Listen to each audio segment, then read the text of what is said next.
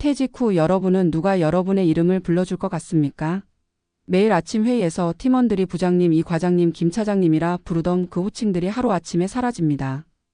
그리고 그 자리에 찾아오는 건 낯선 정적입니다. 오늘은 누구와 점심을 먹지? 누가 나를 찾을까? 이런 사소한 질문조차 의미를 잇는 순간 은퇴라는 단어가 비로소 현실이 됩니다. 오늘은 69세 회사원 박정수 씨의 이야기를 들어보겠습니다. 그는 35년간 한 대기업 인사팀에서 근무했습니다. 수많은 사람을 채용했고 수많은 후배를 길러냈습니다. 그는 퇴직식 날 동료들의 박수를 받으며 환하게 웃었죠. 그러나 그 박수 소리가 끝난 순간부터 그의 세상은 완전히 달라졌습니다. 퇴직 다음 날 아침 박 씨는 평소처럼 6시에 눈을 떴습니다. 35년 동안 몸에 밴 습관 때문이었죠. 그러나 달라진 건 목적이었습니다. 일어나야 할 이유가 없었습니다. 출근도 회의도 보고도 없었습니다. 달력을 봐도 약속이 없었습니다. 점심시간이 되어도 전화는 울리지 않았습니다. 그제야 그는 깨달았습니다. 자신을 부르던 수많은 이름들이 사실은 직함이었을 뿐 사람 박정수를 부르는 목소리는 거의 없었다는 걸. 첫 한 달은 자유로웠습니다. 오랜만에 늦잠도 자고 영화도 보고 아내와 마트도 갔습니다. 하지만 두 달째부터 달라졌습니다. 그의 하루는 길고 조용해졌습니다. 점점 집 안에서 자신이 설 자리가 줄어드는 기분이 들었습니다. 아내는 여전히 바빴고 자녀들은 각자 삶이 있었습니다. 그는 소파에 앉아 텔레비전을 보다 창밖을 바라보며 이런 생각을 했습니다. 내가 여기 있다는 걸 누가 알고 있을까? 심리학에서는 이런 감정을 사회적 존재감의 붕괴라고 부릅니다. 직장을 중심으로 유지되던 관계망이 끊기면서 자신의 존재가 사회에서 사라진 듯한 공허함을 느끼는 상태죠. 특히 한국의 은퇴자들은 대부분 직장 중심의 관계를 유지해왔기 때문에 퇴직 후 갑작스러운 사회적 단절을 경험합니다. 박 씨의 경우도 마찬가지였습니다. 그를 부장님이라 부르던 사람들은 그날 이후 연락이 뜸해졌습니다. 그는 평소 인간관계가 넓다고 생각했지만 대부분은 직장이라는 연결고리 위에서만 유지되던 관계였습니다. 이 시점에서 그는 작은 변화를 시도합니다. 지역 주민센터의 시니어 인문학 강좌에 등록한 겁니다. 처음엔 어색했습니다. 여기 계신 분들은 다 나보다 나이가 많거나 이미 생활 패턴이 정착된 분들인데 내가 껴도 될까? 하지만 한 달쯤 지나자 강의실에서 자연스럽게 이름을 부르는 사람들이 생겼습니다. 박 선생님, 지난주 이야기 참 인상 깊었어요. 그 한마디가 그를 다시 사회로 불러냈습니다. 이름이 불린다는 건 단순한 호명이 아니라 존재의 회복이었습니다. 전문가들은 말합니다. 은퇴 이후 가장 먼저 회복해야 할 것은 직업이 아니라 정체성이라고. 나는 누구인가라는 질문에 직장인이라는 답을 빼면 남는 게 거의 없는 경우가 많습니다. 그래서 은퇴 초기에 찾아오는 가장 큰 위기는 시간의 공허함보다 존재의 공허함입니다. 돈보다 먼저 무너지는 건 자기 인식이기 때문입니다. 그래서 이 시기를 무사히 통과하기 위해선 스스로의 이름을 다시 불러줄 새로운 사회적 무대를 찾아야 합니다. 박 씨는 인문학 강좌를 들으며 나의 이름을 다시 회복했습니다. 그는 어느 날 이렇게 말했습니다. 회사에 있을 땐 하루에도 수십 번 이름이 불렸지만 그건 다 일 때문이었어요. 그런데 요즘은 누군가 제 이름을 부르면 그건 관심 때문이에요. 그 차이가 이렇게 따뜻할 줄 몰랐습니다. 그 후 그는 지역 독서 모임, 걷기 모임에 참여했고 자신과 비슷한 세대의 사람들과 삶을 나누기 시작했습니다. 누가 시켜서가 아니라 스스로 관계를 만들기 시작한 겁니다.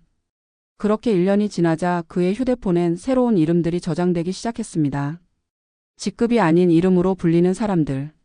그 속에서 그는 은퇴 이후의 나라는 새로운 정체성을 만들어갔습니다. 은퇴 이후의 삶은 단절이 아니라 전환입니다.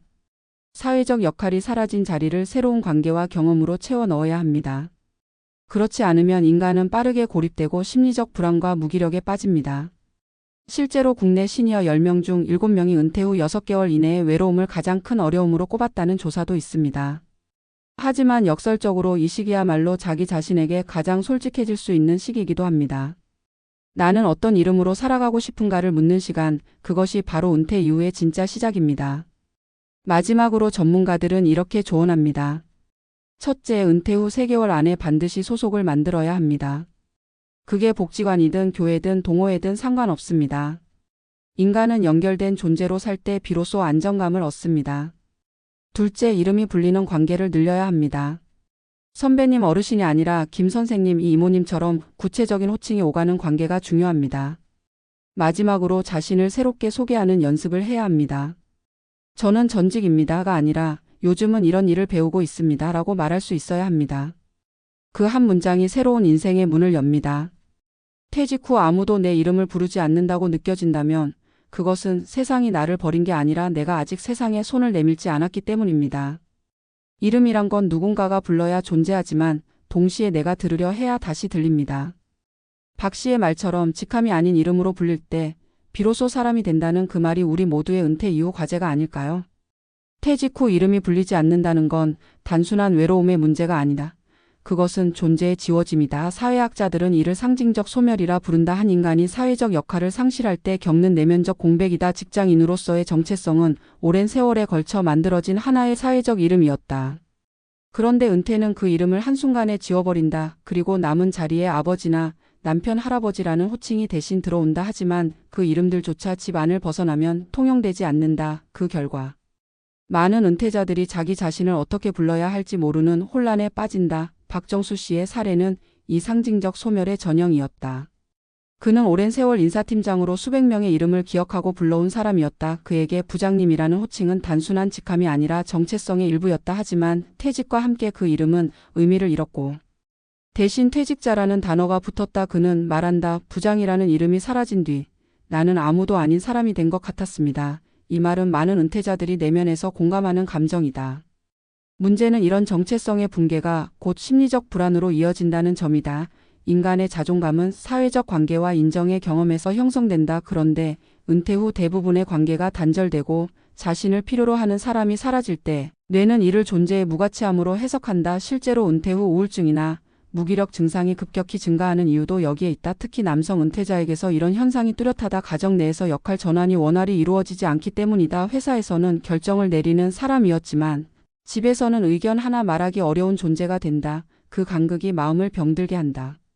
전문가들은 이 시기를 은퇴 후 100일 위기라고 부른다. 퇴직 후 첫 100일 동안 사람의 일상 리듬, 인간관계, 정체성이 동시에 붕괴하기 때문이다. 이 시기를 무사히 넘기려면 무엇보다 자기 존재의 근거를 다시 세워야 한다. 돈보다 중요한 건 쓸모의 회복이다. 박 씨가 주민센터 강좌를 들으며 다시 사람들에게 이름을 불리게 된 것도 바로 그 과정이었다. 처음에는 단순히 시간을 보내기 위한 참여였지만 점차 그는 자신이 가진 경험이 다른 사람들에게 도움이 될 수 있다는 사실을 깨달았다. 인사 업무를 오래 한 덕분에 그는 취업 재교육반에서 시니어 구직자들의 자기소개서를 도와주기 시작했다. 누군가에게 조언을 해주며 그의 표정은 다시 생기를 찾았다. 그가 이렇게 말했다. 그들이 제 이름을 부를 때마다 마치 예전처럼 회사에 다니던 시절로 돌아간 것 같았어요. 그런데 이번엔 누군가의 상사가 아니라 동료로서 불린다는 점이 달랐습니다. 이 변화는 단순한 활동의 문제가 아니었다. 그것은 관계의 재구성이었다. 박 씨는 이후 퇴직 후 자아 재발견 모임이라는 이름의 소규모 모임을 만들었다. 서로의 하루를 나누고 각자의 이름을 불러주며 시작하는 모임이었다. 흥미롭게도 이 모임에 참여한 사람들의 공통점은 자신의 이름이 그리웠던 사람들이었다. 이들은 회사에서 쓰던 호칭이 아닌 진짜 이름으로 자신을 다시 소개했다. 처음엔 어색했지만 시간이 지나자 이름을 부르는 행위 자체가 관계를 따뜻하게 만들었다. 이름을 부른다는 건 그 사람의 존재를 인정한다는 뜻이기 때문이다. 심리학자들은 호명의 힘을 이렇게 설명한다. 사람은 자신의 이름을 들을 때 무의식적으로 자신이 사회적 맥락 속에 존재한다는 신호를 받는다. 즉 이름이 불릴 때 인간의 존재감은 강화된다. 반대로 아무도 자신의 이름을 부르지 않는 상황이 지속되면 존재의식이 약화되고 자신이 사회로부터 분리되었다는 감정을 느낀다. 그래서 은퇴 후에는 이름이 불리는 관계를 의식적으로 만들어야 한다. 그게 작은 동네 모임이든 온라인 커뮤니티든 독서 모임이든 상관없다. 중요한 건 누군가가 나의 이름을 기억하고 불러주는 관계를 회복하는 것이다. 그것이 심리적 생존의 시작점이다. 사회적 관계망이 사라진다는 건 경제적 손실보다 훨씬 깊은 상처를 남긴다. 돈은 다시 벌 수 있지만 관계는 스스로 복원해야 한다. 한국의 많은 은퇴자들이 돈보다 사람이 그립다고 말하는 이유다. 박 씨는 이렇게 말했다. 은퇴 후 제일 무서운 건 가난이 아니라 침묵이었습니다. 아무도 제 이름을 부르지 않는 그 조용함이 너무 무겁더라고요. 그는 그 침묵을 견디지 않고 스스로 깨기로 했다. 그 용기가 바로 은퇴 이후의 첫 번째 과제다. 은퇴는 관계의 종말이 아니라 관계의 재편이다. 직장에서의 관계가 사라진 자리에 새로운 인간관계를 세워야 한다. 그러나 그 관계는 과거처럼 위계와 역할로 연결된 것이 아니라 공감과 존중으로 이루어져야 한다. 젊은 시절에는 성과를 중심으로 관계를 맺었다면 은퇴 이후에는 이해를 중심으로 관계를 맺어야 한다. 그것이 중년 이후 관계의 본질적 변화다. 이런 관계 속에서 우리는 다시 이름으로 불리고 다시 사람으로 자리 잡는다. 결국 박 씨의 이야기는 우리에게 이런 질문을 던진다. 당신은 자신의 이름을 마지막으로 언제 불러봤습니까? 직장에서, 가족 안에서 혹은 친구들 사이에서조차 이름 대신 호칭으로만 불리고 있지는 않습니까? 인간은 누군가에게 이름으로 불릴 때 살아있음을 느낀다. 그러니 은퇴 후 진짜 준비해야 할 것은 재산 목록이 아니라 이름을 되찾는 일이다. 그것은 사회 속에서 다시 자기 존재를 세우는 일이며 인생 이막의 출발선이다. 퇴직 후 이름이 사라졌다고 느껴진다면 그것은 새로운 이름을 만들어야 할 때라는 신호다. 회사에서의 이름은 사회가 만들어준 이름이었다면 이제부터의 이름은 내가 만들어가는 것이다. 취미를 통해 불리는 이름, 봉사로 불리는 이름, 친구들의 대화 속에서 불리는 이름, 그 모든 이름이 모여 은퇴 이후의 나를 완성한다. 결국 은퇴란 이름을 잇는 과정이 아니라 진짜 이름을 찾아가는 여정이다. 이름이 불리는 순간 인생은 다시 시작된다.